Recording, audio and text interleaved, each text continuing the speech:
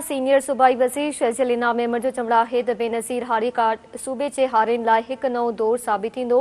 बेनज़ीर हारी कार्ड सिंध जे हारियुनि जी भलाई लाइ हिकु शफ़ाफ़, मुनज़्ज़म ऐं जदीद निज़ाम आहे। शहज़ल इनाम अहमद चयो त बेनज़ीर हारी कार्ड ज़रिए हारियुनि आबादगारनि खे यूरिया ऐं DAP भाण फ़राहम कयो पियो वञे। संदसि चवणु हो त कुदरती आफ़तनि या नुक़सान जी सूरत में हारी कार्ड तहत हारियुनि ऐं आबादगारनि खे माली मदद फ़राहम कई पई वञे।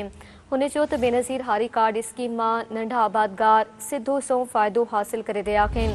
शहज़ल इनाम अहमद जो चवणु आहे त हारी कार्ड ज़रिए शफ़ाफ़ तरीक़े सां इमदाद हारियुनि ऐं आबादगारनि ताईं पहुची रही आहे। सीनियर सूबाई वज़ीर शहज़ल इनाम अहमद जो चवणु आहे त बेनज़ीर हारी कार्ड सूबे जे हारियुनि लाइ हिकु नओं दौर साबित थींदो। बेनज़ीर हारी कार्ड सिंध जे हारियुनि जी भलाई लाइ हिकु शफ़ाफ़, मुनज़्ज़म ऐं जदीद निज़ाम आहे। शहज़ल इनाम अहमद जो चवणु आहे त बेनज़ीर हारी कार्ड ज़रिए हारियुनि आबादगारनि खे यूरिया ऐं DAP भाण फ़राहम कयो पियो वञे। संदसि चवणु हो त कुदरती आफ़तनि या नुक़सान जी सूरत में हारी कार्ड तहत हारियुनि आबादगारनि खे माली मदद फ़राहम कई पई वञे। हुन चयो त बेनज़ीर हारी कार्ड स्कीम मां नंढा आबादगार सिधो सौ फ़ाइदो हासिल करे रहिया आहिनि।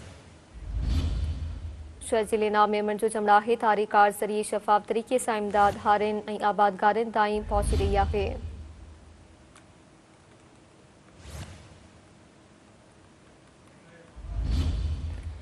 सीनियर सूबाई वज़ीर शहज़ल इनाम अहमद जो चवणु आहे त बेनज़ीर हारी कार्ड सूबे जे हारियुनि लाइ हिकु नओं दौर साबित थींदो।